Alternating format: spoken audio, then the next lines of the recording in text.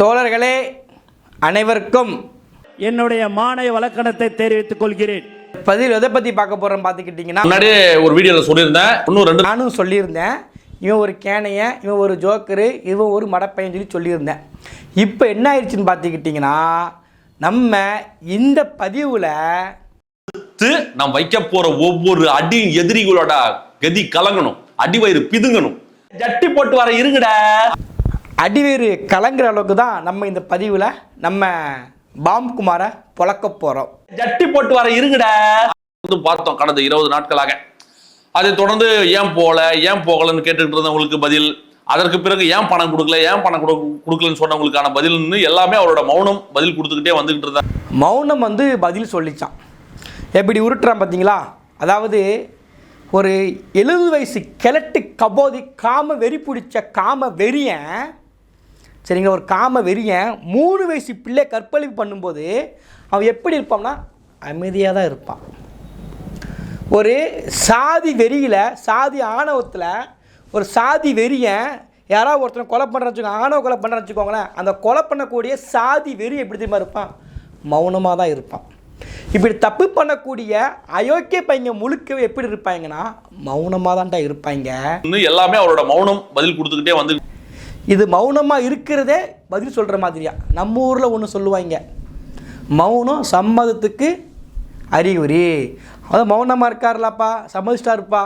எல்லாருமே ஒரு குற்றச்சாட்டு சொன்னால் தெரியுமா, இதுக்கு விஜய் தாமதம் வந்தது தான் காரணம், விஜய்க்கு இதில் பங்கு இருக்குது, விஜய் பொறுப்பேற்குன்னு சொன்னால் தெரியுமா. அப்போ மௌனமாக இருந்திருக்காருன்னா நம்ம சொன்னதுக்கெல்லாம் அவர் பொறுப்பேற்றிருக்காரு, சம்மதத்தை தெரிவிச்சிருக்காரு. எல்லாமே அவரோட மௌனம் பதில் கொடுத்துக்கிட்டே வந்து. இப்போ நம்ம ராம்குமார் பல்லுபடாமல் ஒரு பண்ணுவார் பாருங்க, மெய் சிலிர்த்து நிற்பீங்க நீங்கள் அப்படியே இந்த இருக்கலாம் புல் அரிக்கு உங்களுக்கு அப்படி மெய் சிலிர்த்து அரசியல் நுணுக்கத்தோடு ஒன்று பேசுவார் பாருங்க. கிட்டத்தட்ட 37 குடும்பங்கள் இருக்கு. ஒவ்வொரு வீட்டுக்கும் ஒவ்வொரு வீட்டுக்கு முடிச்சு 2வது வீட்டுக்கு போகும்போது கூட்டம் வரும், 2வது வீட்டுல 3வது வீட்டுக்கு போனா கூட்டம் வரும்னு. அதாவது கலை யதார்த்தத்தை புரிஞ்சுக்கிட்டு இந்த ஃபேக்ட் அரசியல் தெரிஞ்ச எல்லாருக்குமே தெரியும், இது சாத்தியம் இல்லை. 37 குடும்பம் இந்த வீட்டுக்கு போயிட்டு அந்த வீட்டுக்கு வந்தால் கூட்டம் பின்னாடியே வந்துடும். ஏன்னா ஒரு ஜோக்கர்லாம் இப்போ இந்த ஊரில் ஜோக்கரு, அப்புறம் ஒரு வித்தியாசமான ஒரு வந்தான்னு வச்சுக்கோங்களேன், பின்னாடியே போவாங்க பார்க்குறதுக்கு. அந்த மாதிரி ஒரு ஜோக்கர் வந்தால் பார்க்க பின்னாடியே போவாங்களா, அதனால் பின்னாடியே கூட்டமாக பின்னாடியே போயிடுவாங்களாம்மா. கலை யதார்த்தத்தை புரிஞ்சுக்கிட்டு அண்ணன் நேக்கா நல்லா பேசினார். எனக்கு அந்த ஃபேக்ட் தான் எனக்கும் ரொம்ப பிடிச்சிருக்கு. ஜட்டி போட்டு வர இருங்கடா. கரூர்ல பல இடங்கள்ல தேடி எங்கேயுமே மண்டபங்கள் கிடைக்கல. அவங்க ஒரு இடம் கொடுத்ததும் அது போதுமான வசதிகள் இல்லாத மாதிரியான இடமாகத்தான் இருந்ததுன்னு. ஆமா, தளபதி உட்காரணும்னு வச்சுக்கோங்களேன், அந்த இடத்துல போய் உட்காரணும்னா அவருக்கு பல வசதிகள் வேணும், பல இருப்பிடங்கள் வேணும். அதெல்லாம் இருந்தால் தான் அவரால் அந்த இடத்துல சொகுசாக இருக்கவே முடியும். சும்மா இருக்க சொகுசாக இருந்த தூக்கி பனையூரில் பண்ணையாக இருந்த தூக்கிட்டு ஏதோ ஒரு க்ரௌண்டில் ட்ரெண்டை மாதிரி போட்டுட்டு நீங்கள் மக்களை பாருங்கன்னா அவருக்கு வசதியாக இருக்குமா? அது அவர் கம்ஃபர்டபுளாக இருக்குது. அவர் கால் நீட்டி கால் மேலே இப்படி காலை போட்டுட்டு இப்படி உட்காந்துட்டு சொகுசா எப்படி சோக்கியமா எப்படி. கரூரில் நான் வரமாட்டேன்னு ஒரு தடவை முடிவு பண்ணிட்டேன். 41 பேர்லங்க 4001 பேர் செத்து போனாலும் நான் ஒரு தடவை முடிவு பண்ணிட்டு என் பேச்சை நானே கேட்க மாட்டேன். வராமல் உங்களை வர வச்சேன் பார்த்தீங்களா, இதான் என் அரசியல் தந்திரன்னு சொல்லி பேசக்கூடிய தற்கூரி தான் இந்த விஜய். போய் 1/4 மணி நேரத்துலேருந்து 20 நிமிஷம் டைம் ஸ்பெண்ட் பண்ணி ஒவ்வொரு அறைக்குள்ளேயும் போய் தளபதி அவர்கள் சந்தித்து அவங்ககிட்ட தனிப்பட்ட முறையில் பேசி, தளபதி அவர்கள் ஒவ்வொரு அறைக்குள்ளேயும் போய் தனிப்பட்ட முறையில் பேசி சந்தித்து 1/4 மணி நேரம் 20 நிமிஷம் டைம் ஸ்பெண்ட் பண்ணிட்டாங்க உங்களுக்காக. கேவலமான ஒரு அரசியல் இல்லது. இவன் 1ஆம் நம்பர் தற்கூரி நல்லா கட்டுவங்க. தாவேக்கா தொண்டர்கள் அறவேக்காடுங்க, அவங்க எல்லாமே அறவேக்காடு தான். இவன் ஒரு லூசு பையன் சொல்லி இவன் பேசுகிற தகவல் நினச்சிக்கிட்டு ட்விட்டரில் எடுத்து பரப்பிக்கிட்டு இருக்கிறாங்க. ஆனால் உண்மையிலே நடந்த விஷயம் என்ன தெரியுமா, அந்த பாதிக்கப்பட்ட 41 குடும்பத்திலேருந்து பேருப்பாங்க தெரியுமா, அவங்க தெளிவாக ஒன்று சொல்லுவாங்க, கேளுங்க. உள்ளார யாருக்கும் அவங்களுக்கு இடம் இல்லை. அவருக்கு பாடி கார்டோ செல்லோ வீடியோவோ எச்சோலையும் கிடையாது அவர்கிட்ட. அவர் தனியாக ஒரு ரூமில் இருந்தார். அவர் ஒரு ரூமில் இருக்கிறாரு. அந்த ரூமில் இவங்க பார்க்க போயிருக்காங்க.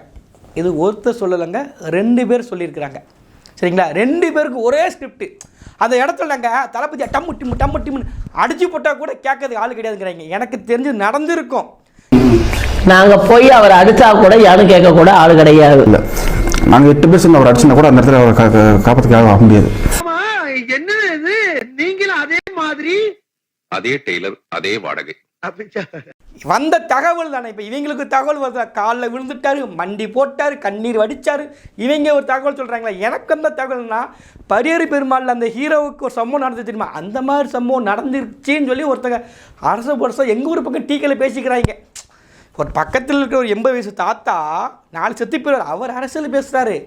எவனோ ஒருத்தர் ஏதோ ஒரு படத்தில் பண்ண மாதிரியே பண்ணிட்டானாமாப்பா, ரொம்ப அசிங்கமாக போச்சான், அதனால தான் கரூருக்கு வர மாட்டேங்கா இருப்பான்னு சொல்லி வந்த தகவல் நமக்கும் கிடச்சிருக்குங்க.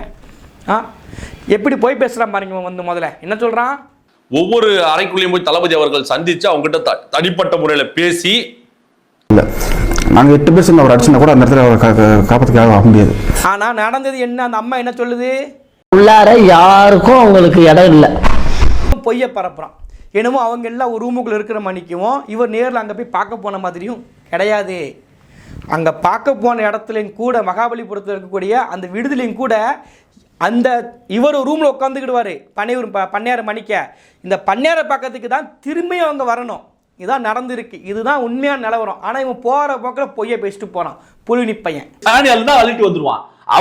வந்து இருக்கக்கூடிய எல்லா மக்கள்கிட்டையும் தனிப்பட்ட முறையில் பேசி அவரோட வருத்தத்தை வந்து தெரிவித்து மன்னிப்பையும் தெரிவித்து ஒவ்வொருத்தருக்கிட்டையும் வந்து ரொம்ப கனிவா நடக்கக்கூடாது நடந்துருச்சு, தயவு செய்து என்னை மன்னிச்சிருக்கேன், இந்த இடத்துக்கு நான் உங்களை வர வச்சிருக்க கூடாது, நான் தான் உங்களை வந்து பார்த்துருக்கணும். நடக்கக்கூடாது, நீங்கள் நடக்கப்பே தான் நடக்கவே செஞ்சிச்சு. அவர் பாட்டுக்கு பனையூரில் இல்லை ஷூட்டிங் வச்சுக்கோங்களேன். இந்த 41 பேர் சின்ன சின்ன குழந்தைங்க எதுக்கு இறந்தாங்க, யார் நம்மளை ஏறி மிதிச்சாங்க, எப்படி அந்த வழியே தெரியாமல் எத்தனையோ குழந்தைங்க செத்தே போயிருச்சு. ஆனால் இவன் என்ன தெரியுமா சொல்லுவான், இதில் பார்த்தீங்களா, இதை விட வேற என்னங்க வேணும். அவர் மனசுல இருந்து எல்லாத்தையும் பேசியிருக்காரு. இன்னைக்கு அந்த லெவலுக்கு ஒரு நெகிழ்ச்சியான ஒரு விஷயமா இன்னைக்கு நடந்திருக்கு கரூர்ல. நெகிழ்ச்சியான விஷயம், ஒரு பச்சை குழந்தைங்க எதுக்கு இறந்தாங்க, நம்மளை யார் மிதிச்சா, அந்த வழியே தெரியாத குழந்தைங்க இறந்து போயிருக்கு. அது இவனுக்கு வந்து நெகிழ்ச்சியாக இருக்குது. நான் கேட்குறேன், ராம்குமார் இப்படி தப்பாக எடுத்துக்கிடாதீங்க, எனக்கு உண்மையில கோவத்தில் தான் நான் கேட்குறேன், இது இப்படி நடக்கக்கூடாது. ஒருவேளை உனக்கு ஒரு குழந்தை இருந்து உன் குழந்தை இப்படி செத்து போனது பிறகு என் தளபதி வந்து என் பொண்டாட்டியும் பிள்ளைட்டையும் வந்து அவர் வீட்டுக்குள்ளே உட்காந்துக்கிட்டாரு, நான் நேரில் பார்க்க போனப்போ எனக்கு ரொம்ப நெகிழ்ச்சியாக இருந்துச்சுங்க, தளபதி நேரில் வந்து எங்கே பார்த்தாருங்க, கண்ணீர் விட்டாருங்க, மன்றாடினாருங்க எங்கள் கிட்ட வந்து, இப்படி தான் நீ பேசுவியா? எல்லா குழந்தையும் ஒன்று தானே. யாருக்கும் நடக்கக்கூடாதுங்க இந்த துயரம். வந்து உலகத்தில் எந்த மக்களும் நடக்கக்கூடாது. இவன் பண்ணின விஜய் பண்ண அரசியல், விஜய் பண்ண இந்த மோசமான விஷயம் எந்த பாதிக்கப்பட்ட மக்களுக்கு நடக்கக்கூடாது. அப்படி ஒரு கேவலங்கட்ட கேடுகட்டை வேலையை பார்த்துட்டு என்ன சொல்கிறான் பேசியிருக்காரு. இன்னைக்கு அந்த லெவலுக்கு ஒரு நெகிழ்ச்சியான ஒரு விஷயமா இன்னைக்கு நடந்திருக்கு கரூரில். நெகிழ்ச்சியான சம்பவம் அப்படிங்கிறான்.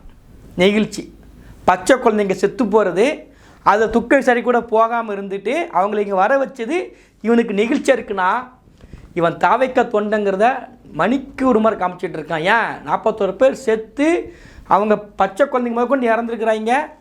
ஈவு இறக்கம் இல்லாத அரக்கம் தான் தாவைக்க தொண்டன். வழக்கறிஞர்கள் எடுத்து வைத்த கோரிக்கை நிறைய கோரிக்கை இருந்தது. அதாவது நமக்கு மட்டும் பார்ஷாலிட்டி காட்டுறாங்க, மற்ற கட்சிகளுக்கு வந்து அனுமதி வந்து 2 நாள் 3 நாளைக்கு முன்னாடியே கிடைக்குது, ஒரு 10 கண்டிஷன்ஸோட அவங்களுக்கு பாக்குறாங்க, கடைசி நேரத்தில் நமக்கு அனுமதி கொடுக்குறாங்க, இது நமக்கு மட்டும் ஏன் இந்த மாதிரி பண்றாங்க. இவன் கரூர்ல மீட்டிங் நடக்க போகுது அப்படிங்கிறத கரூர் காவல் கண்காணிப்பாளர்கிட்ட என்னைக்கு மனு கொடுக்குறாங்கன்னா 25/9/2025 கொடுக்குறாங்க. அதாவது விஜய் அவர்கள் சனிக்கிழமை பிரச்சாரத்துக்கு வரப்போகிறாங்கிற தகவலை வியாழக்கிழமை கொடுக்குறாங்க. நல்லா கட்டுக்கோங்க. இப்போ வியாழக்கிழமை கிடைக்கக்கூடிய காவல்துறையுடைய மனுக்களுக்கு நல்லா பாருங்கள், மறுநாளைக்கு ஒரு அனுமதி கிடைக்கி. எந்த கட்சியும் நடக்காதுங்க. 10 நாளைக்கு முன்னக்கூட்டியே தகவல் அங்கே சொல்லணும். கடைசி 2 நாளைக்கு முன்னக்கூட்டி தான் உங்களுக்கு அனுமதி கிடைச்சிருக்கா கிடைக்கலையாங்கிறத தகவலே சொல்லுவாங்க. அப்போ அப்படி இருக்கும்போது 25ஆம் தேதி வியாழக்கிழமை கொடுக்கக்கூடிய மனுக்கு 26ஆம் தேதியே அனுமதி கிடச்சிருச்சு. ஆனால் இவங்க என்ன போய் சொல்கிறாங்கன்னா, எங்கள் லாஸ்ட் நேரத்தில் எங்களுக்கு வந்து தகவலே எங்களுக்கு கிடச்சிது, அனுமதி எங்களுக்கு கிடச்சிச்சின்னு போகிற பக்கம் விட்டுறாங்க. 26ஆம் தேதி அனுமதி கிடச்சிச்சு. சரி, நீ என்னைக்கு மனு கொடுத்த காவல்துறையிட்ட? 25 தானே கொடுத்த. அப்போ என்ன நீ பொய்யை பரப்புற? இத்தனை இணையதளம் இருக்குங்க, ChatGPT வந்துட்டு, ட்விட்டர் இருக்குது, ஃபேஸ்புக் இருக்குது, இன்ஸ்டாகிராம் இருக்குது, யூடியூப் இருக்குது, இன்னும் கண்ட கர்மம்லாம் இருக்குது. இவ்வளவு இருந்தும் இவ்வளோ இணையதளத்து உலகத்தில் இவன் இவ்வளவு பொய் பேசுகிறான்னா கொட்டி கிடக்கு. இணையதளத்தில் வந்து எங்கேயுமே தப்பிக்க முடியாது, ஓடவும் முடியாது, ஒளியவும் முடியாது. எல்லா இடத்தையும் பிளாக் பண்ணுறதுக்கு அவ்வளோ இணையதளம் இருக்குது. அப்படியே அவன் போய் பேசுகிறான்னா அள்ளிட்டு வந்துடுவான். அவனுக்கு தெரிஞ்சது அதுதான். ஆதாரம் இருக்கும்போதே போய் பேசுகிறான் இவன் வந்து. லேட்டாக அனுமதி கிடச்சிருச்சு, நீ கொடுத்தது லேட்டு தான்டா மடப்பையில். இது மட்டும் ஒட்டே லாஸ்ட்டாக போட்டேனே. நீ அனுமதி கொடுத்த டைமே லேட்டாக தாண்டா கொடுத்துருக்க, அப்போ லேட்டாக தாண்டா கிடைக்கும். நீ கொடுத்த டைம் தாண்டா நோட்டையும் போட்டு மறுபடியும் அப்படியே புல் அடிக்கிற மணிக்கு எங்கள் அண்ணன் தலைவர் சைட்ல இருந்து பார்க்கும்போது அவர் பண்ணது கரெக்ட் தான் எனக்கு படுது.